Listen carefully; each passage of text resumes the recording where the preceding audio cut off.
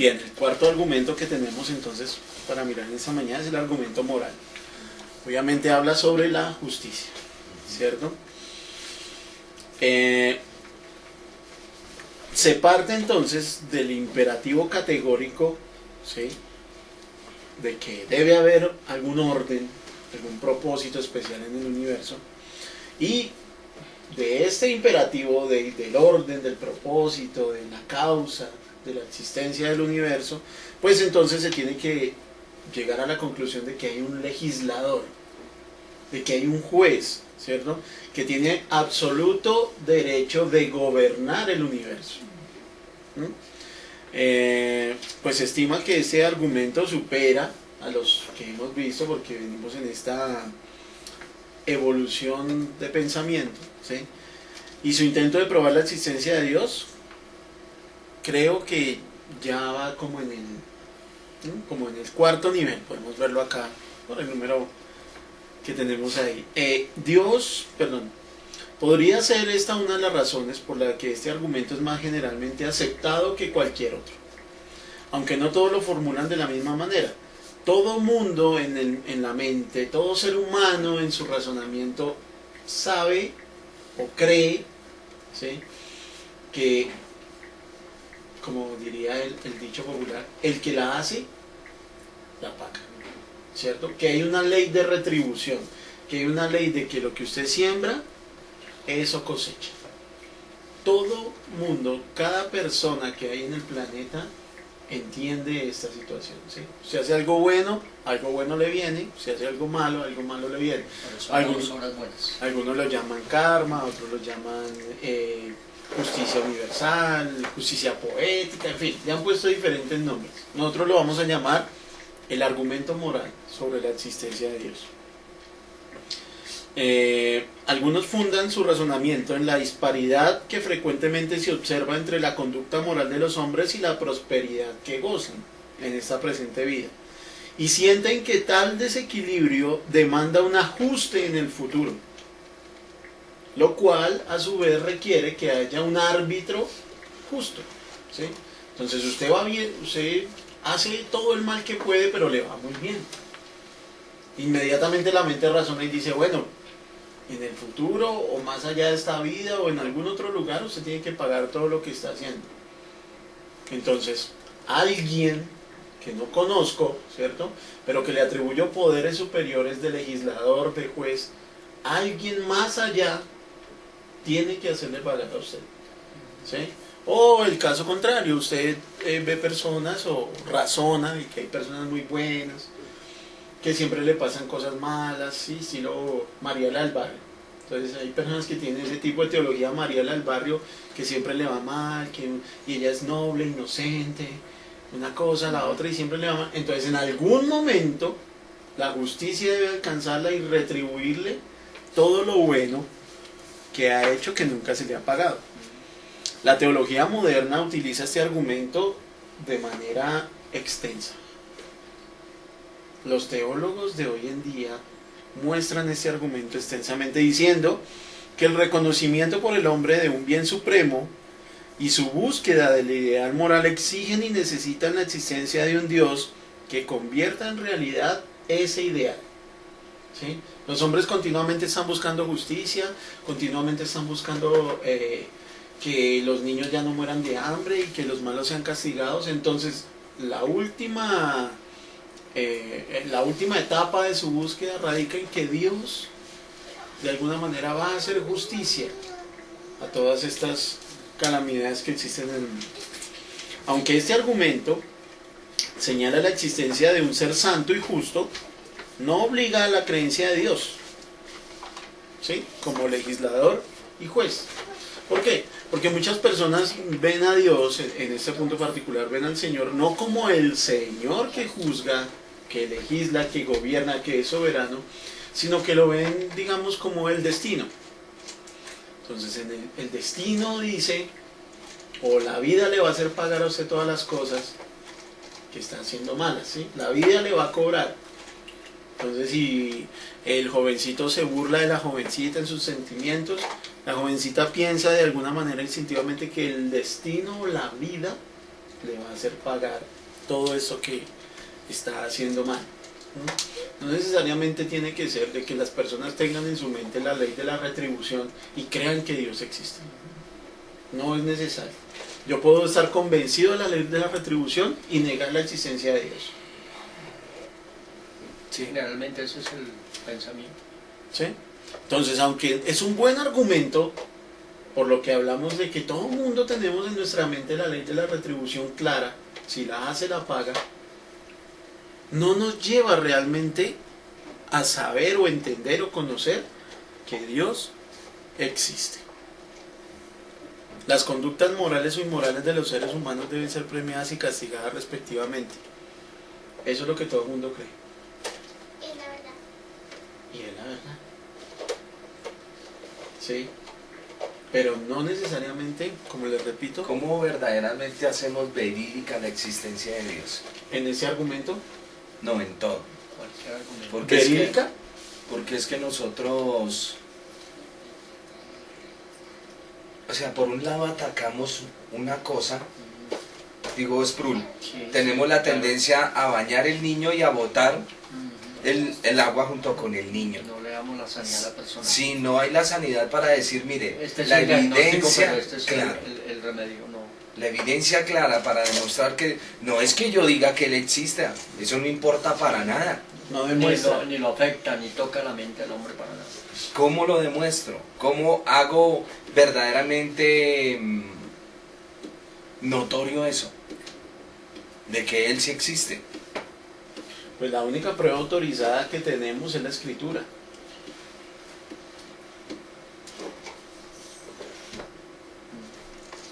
Claro, la escritura. Obviamente que no satisface a la mente carnal, que quiera, lo que su merced está diciendo, morbosamente desea ser explicada sobre la existencia de Dios. Muéstremelo, quiero verlo, ¿sí? Es lo que dice el mundo, muéstremelo, quiero verlo, ¿dónde está? ¿Y cómo se les demuestra? No sé si debamos de pronto acceder a esa curiosidad. Pues parece ser una salida fácil la que yo presento, ¿no? Sí, bien fácil. Pero es, digamos, como la manera en que lo veo. Debo acceder a la curiosidad morbosa de este señor o de esta señora que me está pidiendo que le dé evidencias de Dios cuando ni siquiera quiere ir a la escritura. Vuelvo otra vez, tenemos a Dios encerrado y lo mostramos cuando queremos. Otra vez al punto. Dios se revela a quien Él quiere, Correcto. porque es Él. ¿Sí me comprende? Es Él quien se revela. Dios es soberano absoluto. ¿Por qué la persona no quiere ir a la Biblia? No, puede ir. Y lo abre en el No Salmo quiere ir. 91 o en el 23. Bueno, sí. Pero ¿por qué? Bueno, ¿por qué quiere ir? Pero no va. Va a tocar llamarlo los salmos de la araña, porque ahí es donde se la pasa la araña.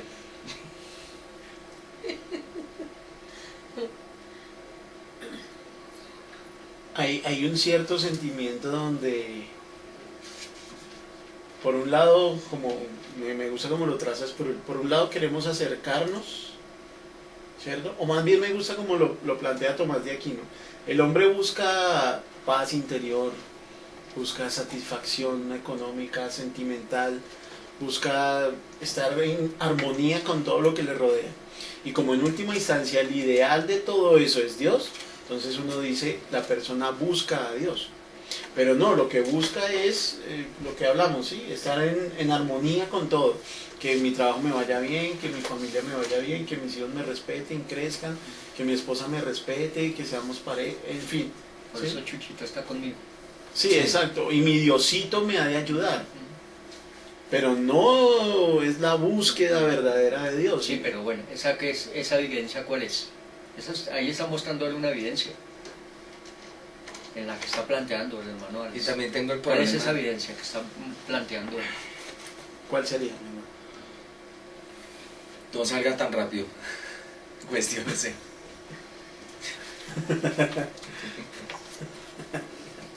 El Señor dice que el hombre natural ni quiere ni puede. ni quiere ni puede.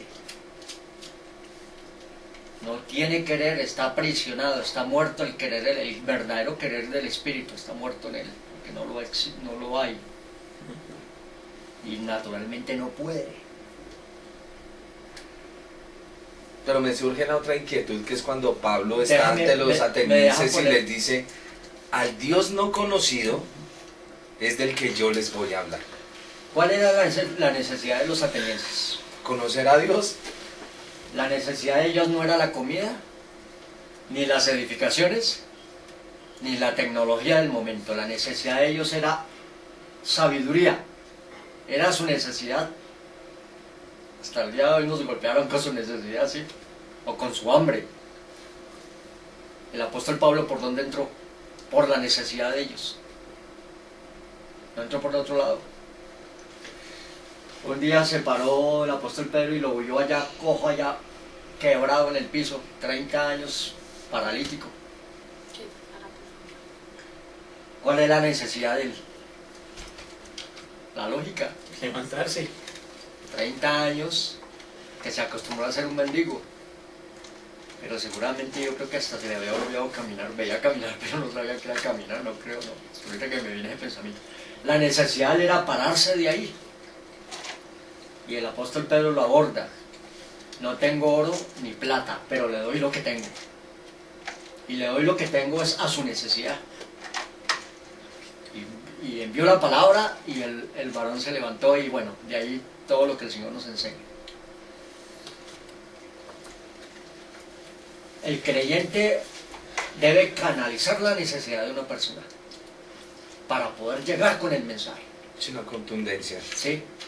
Me hice a los de la circuncisión como si yo fuera la circuncisión para atraerlos a Cristo. Si me toca andar con un mechón aquí rapado por causa de una cultura, porque me tocó llegar allá misioneramente, me toca hacerlo.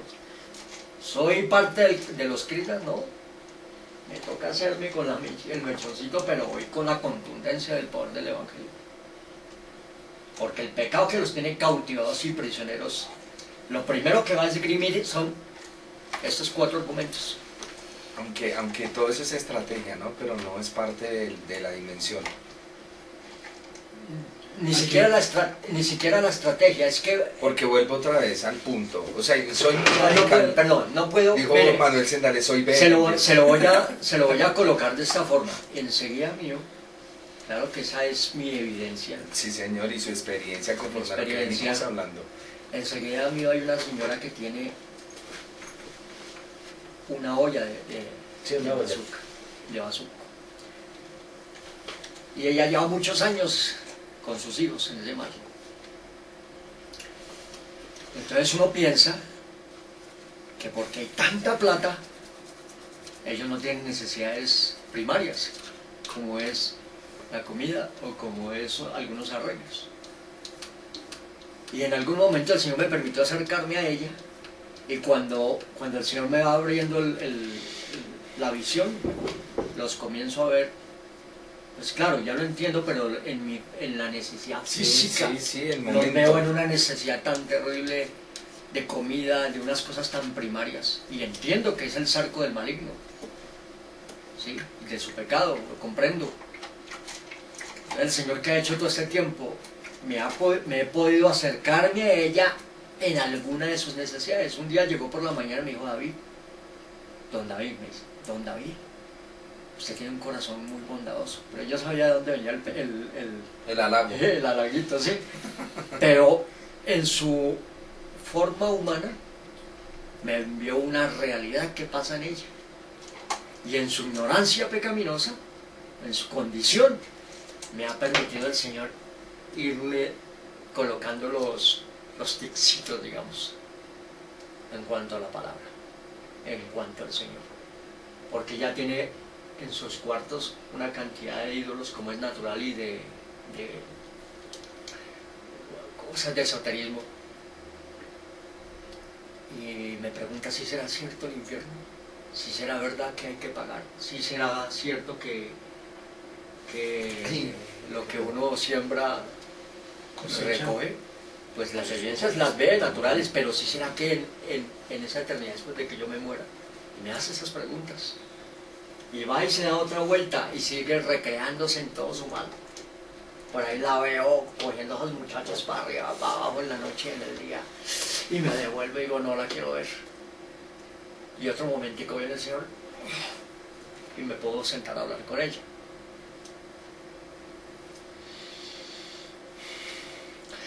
El diablo usa una artimaña contra nosotros, y esa es la artimaña. Estamos preguntando cuál es el medio, cómo podemos acercarnos para mostrar la evidencia de Dios. No le podemos, ni ya lo entendemos, no podemos llegar a decirle, mire, las evidencias de Dios es el sol, el universo, la vida que usted tiene, sus hijos que usted camina. No, esa no es la evidencia. ¿Sí? ¿Cuál es su necesidad? El golpe al alma. ¿Cuál es su necesidad? Sí, la necesidad primaria de la persona no es su comida, pero vive por la comida. Necesita comer, así sea su ídolo, vamos a darle de su ídolo. En eso no me hago socio del enemigo. ¿Sí? Sí, claro. Un día me senté con un hermano en una olla, con un varón en una olla, a consumir bazuco, y dijo, pruebe el bazuco, David. Pruebe el bazuco, y me llevó hasta el reto, ¿sí? Le dije, déme el bazuco y préndalo.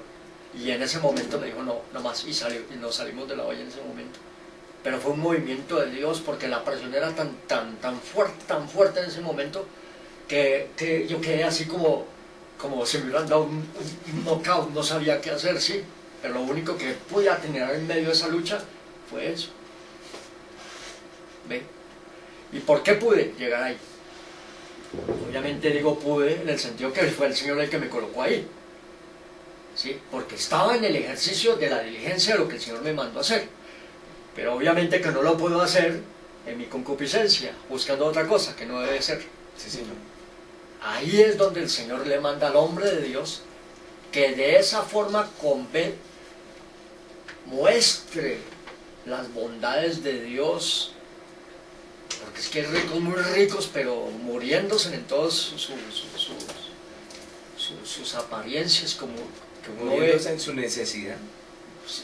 Claro, y el enemigo le monta a uno un muro. Usted no puede llegar de golpe a mostrar al Señor. Pues claro, tiene que mostrarlo, pero ¿cómo lo va a mostrar? No, la puerta se abre de a poco. Y tiene que mostrarlo de acuerdo a la necesidad de esa, o más bien, entre comillas, de acuerdo a lo que lo jale a esa persona, lo que lo inquiete, dónde está el centro de lo que lo jala. Imagínense si llegamos a un hombre bien corrupto, bien pervertido, pues ¿cómo nos vamos a llegar entonces? No, decía una vez, uno que le tocaba a Luis Miguel, y él dijo, póngale cuidado lo que el hombre dijo, que a mí me quedó dando vueltas como 2 años eso en la cabeza. Él dijo, yo no pude hablarle a Luis Miguel del Señor Jesús. ¿Por qué? Porque él es un hombre que no pasa necesidades, es un hombre que no tiene sufrimientos, es un hombre que no tiene ningún problema.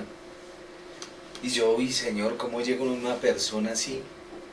Pues lógico, yo me he metido a estudiar la escritura todavía, eso hace muchos años atrás, pero cuando vi en la escritura y lo entendí, este personaje nunca leyó la Biblia, por eso no le pudo predicar al otro. Porque todo ser humano tiene unas necesidades, todos tienen necesidades. Es que se me olvida el nombre del que le comunicó. Sí, que hoy en día es cristiano, pero entonces, no le predicó el evangelio que porque no le veía necesidades al hombre. Aparentes.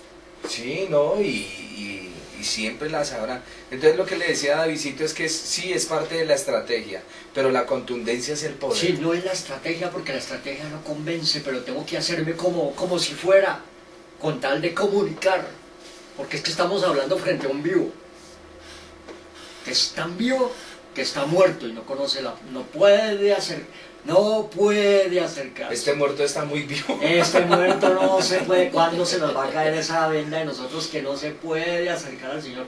Que está muerto en sus delitos y pecados. No quiere ni puede, no quiere ni puede, no quiere ni puede. Y de esa forma también nosotros sufrimos una lucha con el Señor, porque parece que nosotros sí quisiéramos ayudarle a la obra de Él. ¿Su merced encontró al fin ese versículo? Del querer. El que no quiere ni puede. No, No. no lo busqué. Ah, bueno, sigamos, hermano. Está en Corintios, ¿Sí? ¿Qué dice? que el hombre natural no. Perdón, está en Romanos. Romanos. Romanos. ¿Qué dice? Sí. Romanos 8. ¿Lo buscamos? Para que nos lo dejen de tarea. Lo que hablábamos de las niñas bonitas con sus ojos verdecitos, Sí, bonitas, sí, la sí, mujer sí, que sí. atrae, todo eso, sí. La belleza y la belleza. No, y una ingenuidad, porque uno ve en cierta forma una ingenuidad. Que realmente parece que la santidad de ellos pesará más que la de uno. Dice por ¿La cuanto. santidad qué? De ellos pesará más que la de uno. Romanos 8:7. ¿Qué dice? Pues desde el 5. Porque los que son de la carne piensan las cosas de la carne, pero los que son del espíritu en las cosas del espíritu. Espíritu con mayúscula. Porque el ocuparse de la carne es muerte, pero el ocuparse del espíritu es vida y paz. Por cuanto los designios de la carne son enemistad contra Dios, porque no se sujetan a la ley de Dios ni tampoco pueden. Sí, señor. Y los que viven según la carne no pueden agradar a Dios. Claro que esto es una exhortación obviamente a los hijos del Señor, pero está hablando Digo, claramente. ahí dice no puede y no quiere. Dice que los designios de la carne no se sujetan a la ley de Dios, o sea, ni tampoco pueden. Siga con el estudio, mi hermano. El quinto argumento que tenemos es el argumento histórico o etnológico. Obviamente que nos está hablando de un argumento de tipo cultural. Su forma principal es la siguiente. Entre todos los pueblos y las tribus de la tierra se encuentra un sentimiento de lo divino que se manifiesta en un culto externo. Señor. Todas las culturas de la tierra, todas las culturas que hay en la tierra tienen un sentimiento hacia lo divino y lo manifiestan de forma, ¿cierto? De forma con un culto exterior. Siendo universal este fenómeno, debe pertenecer a la misma naturaleza del hombre el pensar que hay un ser divino. ¿Sí? Todas las culturas en el mundo manifiestan eso porque el hombre tiene un sentimiento hacia lo divino, tiene un sentimiento hacia un ser superior. Si la naturaleza del hombre tiende a la adoración religiosa, eso solo hay explicación en un ser superior que dio al hombre una naturaleza religiosa. En respuesta a este argumento, sin embargo, se dirá que este fenómeno universal pudo haberse originado en un error o equivocación de alguno de los primitivos progenitores de la raza humana y que el culto religioso que se cita aparece con mayor fuerza entre razas primitivas y desaparece a medida que éstas avanzan en civilización. Parece ser que sí.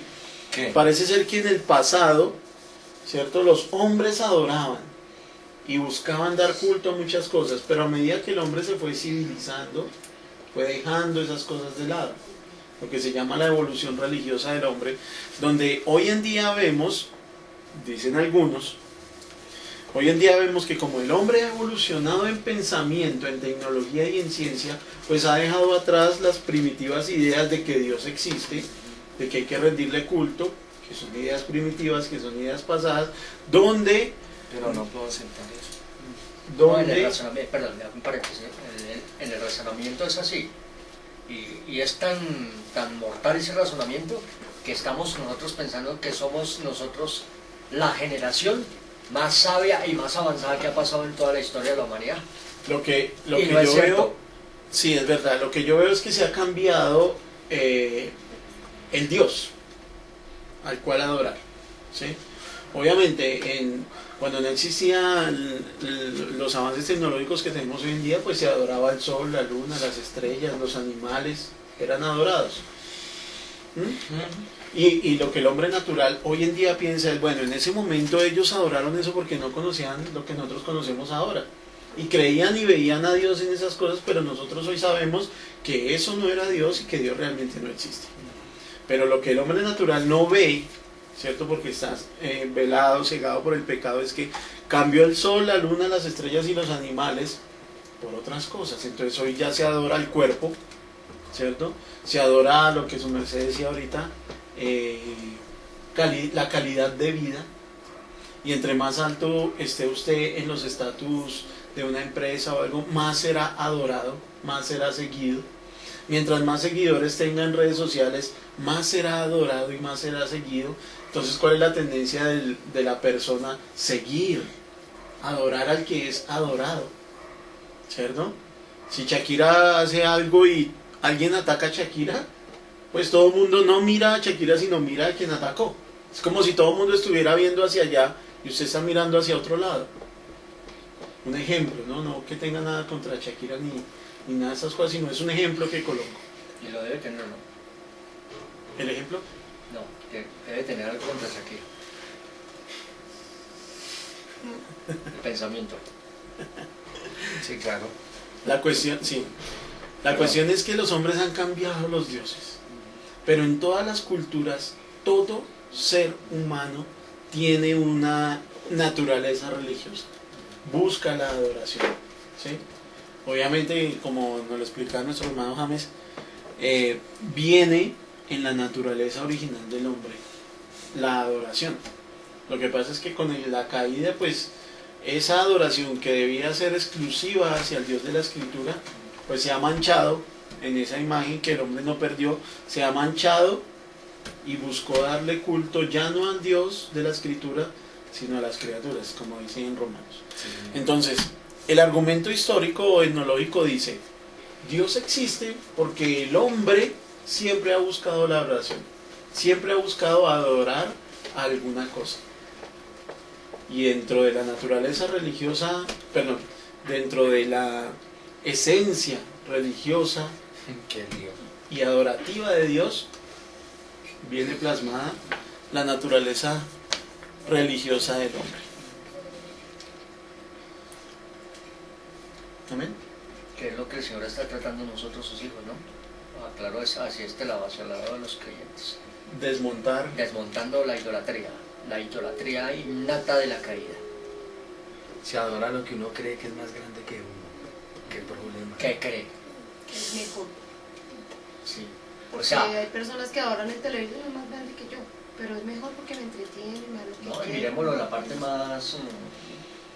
la parte más crítica, dentro del hogar. Creo que lo que se busca más es adorar lo que satisface algún área de mí. La concupiscencia.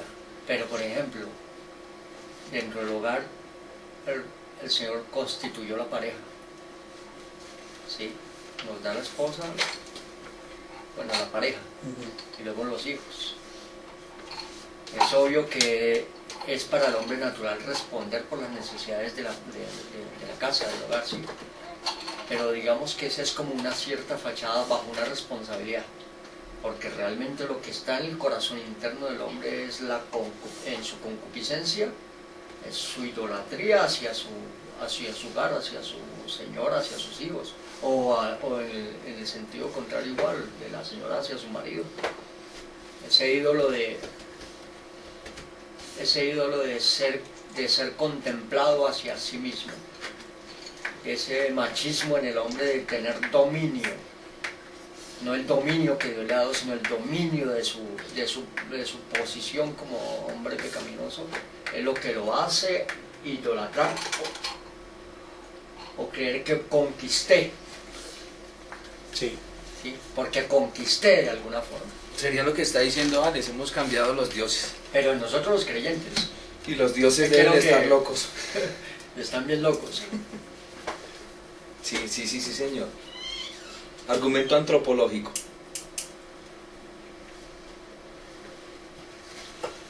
No, que me acordaba del coro que incluso hombres que hablan de la divinidad de la mujer. No, y lo de la escritura, creo que venimos. ¿Cuál es la fuerza de nosotros en este tiempo?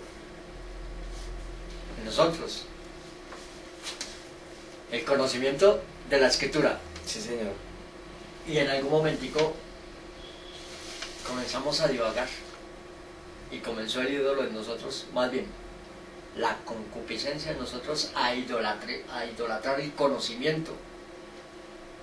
Que días entré en una lucha y le dije, Señor, ¿sabe que ya estoy cansado de oír predicadores y de oír teólogos y tu voz no la estoy oyendo? No te estoy oyendo por ninguna parte y eso me está enloqueciendo.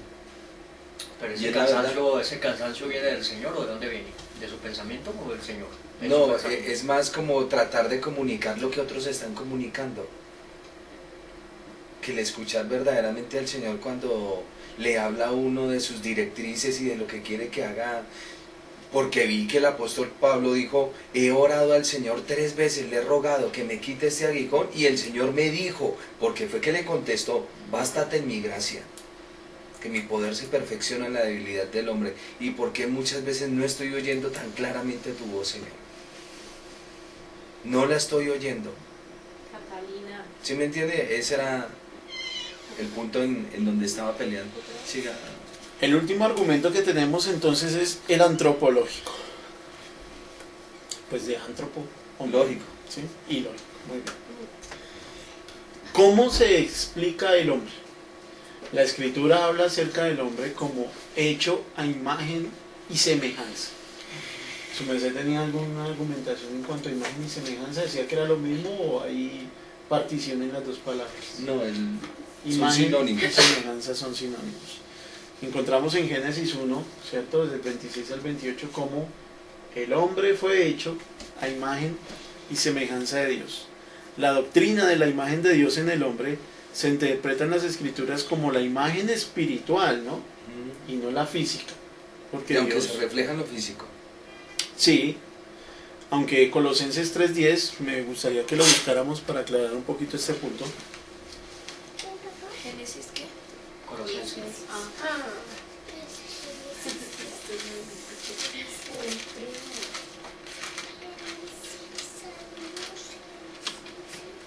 Porque lo que tengo entendido de la imagen de Dios en el hombre es el conocimiento, la justicia y la santidad de la verdad, en las cuales viene la ley de Dios que está escrita en el corazón de todo hombre. Dice desde el 9, no se mientan los unos a los otros, habiéndose despojado del viejo hombre con sus hechos, y revestido del nuevo, el cual conforme a la imagen del que lo creó se va renovando hasta el conocimiento pleno. Entonces hay una evidencia, ¿sí?, de la imagen de Dios. Obviamente que aquí está hablando de la restauración de esa imagen, ¿sí?, en el hombre.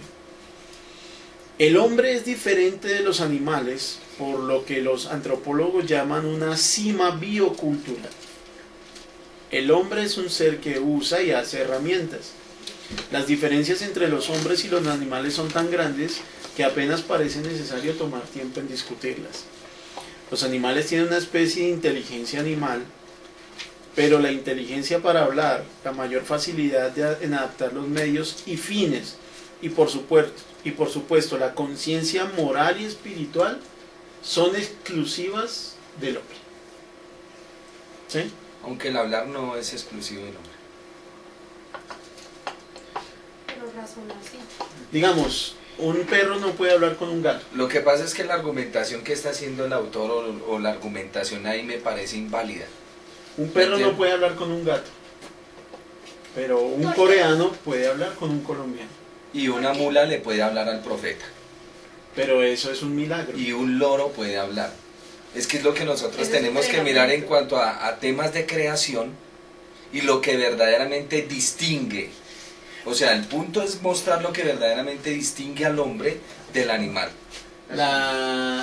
Me parece que lo más increíble no es que el loro pueda hablar, sino que nosotros le podamos entender lo que habla. No, lo más increíble es que nosotros estemos haciendo esa asociación y no miremos por la escritura qué es lo que verdaderamente distingue al animal del hombre. La conciencia moral es lo que estamos hablando. Que lo que más distingue al hombre de los animales es la conciencia moral y espiritual. Sí, señor. ¿Sí? Decimos, por ejemplo, leemos en el Salmo 94, el que hizo el oído no oirá, el que formó el ojo no verá. Bien podríamos añadir que Dios no solamente creó o entender por la escritura que no solamente los aspectos físicos de nuestro ser fueron creados, sino la conciencia, propósito, voluntad y pensamiento, y todo lo que incluye tanto la personalidad como el carácter del hombre. ¿Sí? Sí, señor. Eso debe ser considerado. Yo creo que el oído fue creado para la conciencia. Permítame un segundito su Biblia, que es que estoy inquieto con un texto de Job y no lo he encontrado. Eso fue creado obviamente con un fin y un propósito particular. La verdadera imagen del Creador es espiritual, ¿cierto? La cual llega plenamente a la integridad en la introducción del individuo a la iglesia. ¿Me deja leer un momentico esto? Que es parte de lo que su merced está hablando. Señor. Ay, ¿dónde ando? Ya me olvidó la Biblia. Mire lo que dice Job capítulo 32, versículo 8, dice: ciertamente espíritu hay en el hombre, y es el soplo del omnipotente que hace que él entienda. Hasta ahí. Es lo que su merced está diciendo, sino que está inquieto por el versículo. Sí, señor. Job 32. Creo que el argumento antropológico es el más contundente de todos los argumentos que hubiéramos podido presentar sobre la existencia de Dios. ¿Sí? Verme a mí, obviamente, ojo, ¿no? Verme a mí es ver la imagen de Dios. Claro. ¿Sí? Es que es así. Digo ojo porque podría decir verme a mí es ver a Dios y... No, así no es. Sí, para los que nos van a ver por video, obviamente, la interpretación pudiera no ser. Pero verme a mí es ver la imagen de Dios, ¿sí? Y eso es cierto. No tanto, quisiera recalcar en este punto, no sé si me va un poco gravoso, no tanto ver la imagen física, porque es lo que los hombres muchas veces no distinguen, los hombres naturales, ¿sí? Al principio de mi vida cristiana me pasaba que cuando quería orarle al Señor veía al Jesús de la película en mi mente, porque estamos habituados a relacionar todo audiovisualmente, ¿cierto? Entonces, verme a mí es ver la imagen de Dios. El apóstol Santiago lo dice, con tu boca bendices a Dios y maldices a los hombres que fueron hechos a la imagen de Dios. El argumento antropológico que muestra la imagen de Dios, la imagen de Dios en el hombre, es uno de los argumentos más fuertes sobre la existencia de Dios. Amén. ¿Tienen alguna pregunta algún comentario sobre este argumento? No, lo que quería saber era si toda esta argumentación que estamos viendo, ¿para dónde nos lleva? Ya vamos a la conclusión. Señora, ¿no?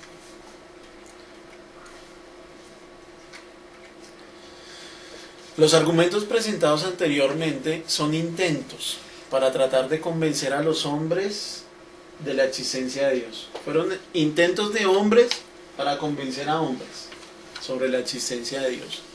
Los hemos tomado en este estudio con un solo fin en mente. ¿Cuál es? Que no son necesarios para convencer al creyente de la existencia de Dios. Me sirven para convencer a un niño de la existencia de Dios. Me sirven para conocer a una persona que tenga argumentos en contra de la existencia de Dios. Pero al creyente como tal, después de haber entrado, son como los párvulos. Los argumentos que acabamos de presentar son como el kinder, ¿cierto? Pero luego de que tenga claro en su mente eso, tiene que ir necesariamente a la Escritura, no puede ir a otro lugar, para comprender a ciencia cierta que Dios existe. Por eso lo decimos aquí, para nosotros el testimonio de la Escritura es suficiente como necesario para conocer a Dios. Tal vez algunos le encuentren un valor más elevado a los argumentos que a la Escritura, pero entonces solo evidencia lo que su merced estaba diciendo hace rato del que le predicó a Luis Miguel, que era lo que él veía, ¿cierto? No podía ver más allá de lo físico en cuanto a las necesidades que esa persona tenía. Y al que le dé más relevancia al argumento que a la Escritura, lo único que va a evidenciar es el poco interés que tiene en la Escritura. Por eso decíamos al principio que pudiéramos nosotros entrar en algún tipo de escuela filosófica acá. Si veo al hombre, entonces creo en Dios. O veo que la justicia divina se aplica, entonces creo en Dios. O veo que hay un orden y un propósito, entonces creo en Dios. Pero no la Escritura la que me ha convencido, sino los argumentos son los que me han convencido. Me gusta mucho lo que dice Machen en cuanto a esto. Dice que es como si estuviéramos en una isla que está pronta a hundirse. Vivimos una vida terrenal que tendrá que terminar. No tendremos argumentos 100% demostrativos al intelecto, pero estando en tal isla nos vemos obligados a tomar el mejor pasaje posible al lugar de seguridad más probable. Esa es la existencia del hombre cuando se enfrenta a la existencia de Dios. ¿Sí? Puede tomar cualquier argumento, pero todos los argumentos se le van a quedar sin piso en determinado momento. Llegará alguien que venza ese argumento con más filosofía de la que yo le pueda presentar. Sí, claro. El único asidero que tenemos como firme, seguro, es la Escritura. Para no solo convencer, por eso lo que su merced decía hace rato, pues sí me dejó pensando, ¿cómo convencer a una persona? ¿Cómo mostrarle? ¿Cómo evidenciarle?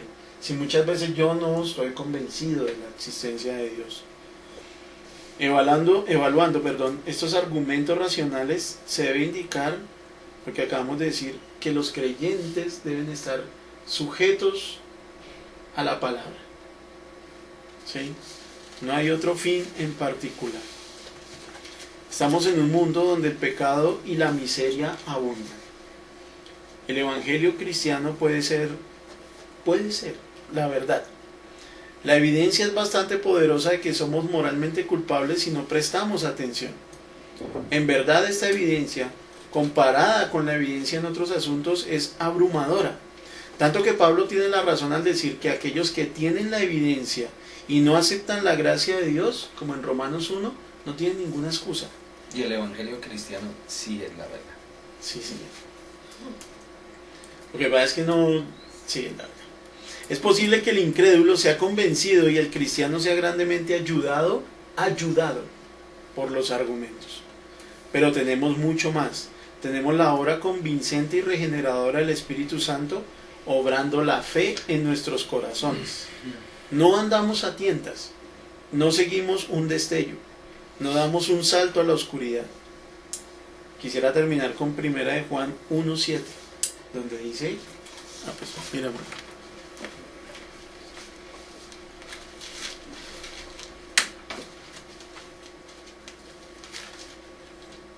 desde el 6, dice, si decimos que tenemos comunión con Él, hablando del Señor, y andamos en tinieblas, mentimos y no practicamos la verdad. El 6. Pero si andamos en luz, como Él está en luz, tenemos comunión unos con otros y la sangre de Jesucristo su Hijo Nos limpia de todo pecado. Cuando vamos a la Escritura nos damos cuenta de la evidencia perfecta de la existencia de Dios. No damos un salto a la oscuridad diciendo Dios existe, no. Andamos en luz. Amén. Amén. ¿Alguna aclaración final? Sí, lo que yo... Señora, señor, Sarita, ¿alguna pregunta? sí. Señor. Pero si usted no creyera en la existencia de Dios, o nadie creyera en la existencia de Dios, de pronto ellos pensarían que alguien más crearía el mundo. ¿Y quién más? Solo Dios. Pero sí, lo que ella está planteando es muy cierto. Si alguien no creyera, pensaría que alguien más. Así todo el mundo diga que Dios no lo creó, alguien lo creó. Sí.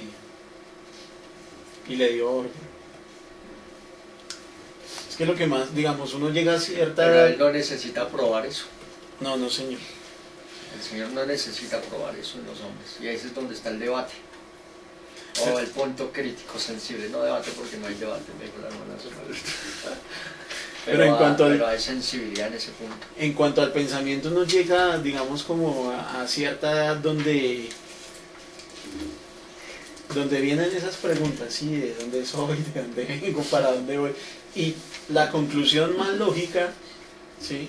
Más lógica humanamente hablando, es llegar a creer o llegar a, bueno, no sé si a creer, a pensar de pronto en la existencia de Dios. Bueno, y si yo creo la existencia de Dios, ¿para qué me sirve? Tal vez pudiera en un momento determinado resolver esas preguntas, ¿sí? Bueno, si llego a creer la existencia de Dios, Esto como para nosotros, ¿no? dentro de los creyentes, Y también ese debate. ¿Qué saco creyendo en Dios? Sí, él hizo las cosas bien. ¿O cuál sería la afinidad del punto? Era lo que yo le preguntaba hace rato. Yo escucho a todo el mundo. Veo unas impías aquí por el WhatsApp, pero impías, 100%, de hueso colorado. Gracias Diosito por mi trabajo y ta. ¿Y usted cree que Dios existe así? Bueno, ¿y ya qué con eso? ¿Ya creen? Ahora hacemos fiesta a los cristianos porque creen. Como cuando va un cristiano a la curul del Senado y hace que todos hagan una supuesta oración de fe y él dice, sale y da testimonio de que todos se convirtieron. El Senado quedó limpio ya. El mejor chiste de la semana. Eso, Sí, ese sí, es el sí, punto de arranque en los creyentes. Porque lo que nosotros estamos convencidos no es lo que convence al Señor. Entonces cuando el Señor nos coloca a caminar en él, la sana doctrina es ir tumbando ese pensamiento. ¿Cómo se llama ese pensamiento? Ese pensamiento... No, y me paro frente a Moisés y veo el rostro de la espalda del Señor y bajo con ese rostro iluminado y luego me hace entrar en la incredulidad más áspera. Por eso en la oración del Padre Nuestro, cuando dice líbranos del mal, es y líbranos del maligno. La verdadera connotación de eso es líbrame del maligno, Señor. Porque yo puedo ver la espalda del Señor y puedo ver su gloria, pero junto con Moisés pecamos y caemos en incredulidad y no entramos en la tierra. ¿Me entienden? Estuve así de cerca. Estuve así de lejos, sí. La ingenuidad, el pensamiento ingenuo me mató y me engañó. Me engañó. Y de ahí que el maligno en la astucia acelera a los hombres dentro de todas sus trampas. El apóstol con esa sabiduría tan brava dice, nosotros sí disfrutamos de que Él nos da una sabiduría impresionante y a nosotros no nos gana. Partamos desde ese punto. Nadie nos gana porque tenemos la sabiduría del Espíritu del Señor. Pero luego volviendo otra vez a mí, creo que porque el Señor me dio una sabiduría que sobrepasa a los hombres naturales, tengo la misma sabiduría de Él. O tengo dominio. Y perdóneme, cuando Él se levanta de su trono y mueve por un momento su túnica, Sí. mueve su manto de gloria, lo único que hago es esto, me asusto, porque no llego a nada de la sabiduría de Él. Pero hoy creo que con mi mente lo encierro y manejo todo. O sea, su grandeza es tan impresionante, pero tan impresionante, y no se lo digo o lo expreso con palabras porque no alcanza. No alcanzo a decirlo como es. Pero nosotros hay veces divagamos en unas cosas. Pero eso me metí en la incredulidad con Moisés. Me meto ahí. Porque es que Él nos enloquece. Nos enloquece en amor para enseñarnos. No sé cómo se aprenda. Otro texto que se me hace un poco complicado es que por la obediencia aprendió sabiduría, es que dice Hebreos. Sí, Señor. Por lo que padeció, aprendió obediencia.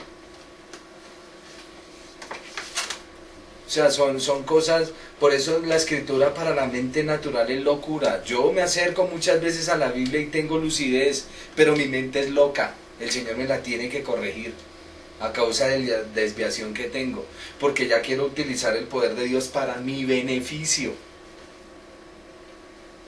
Qué cosa tan sorprendente.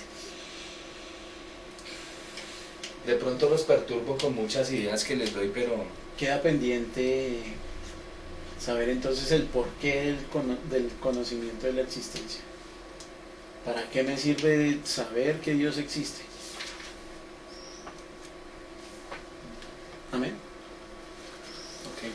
Oramos. Bueno, ok. No solo amén. O aprobamos o desaprobamos. Es una aprobemos o desaprobemos, ahí sigue la misma sabiduría en la escritura. Buenos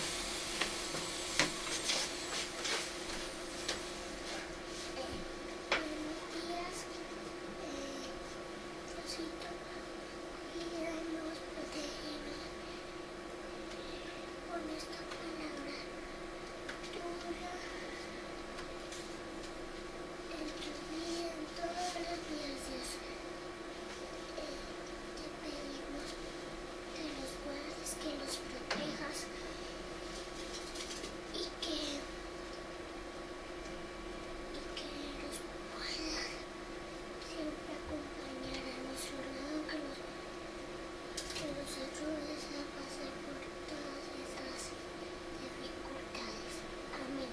Amén.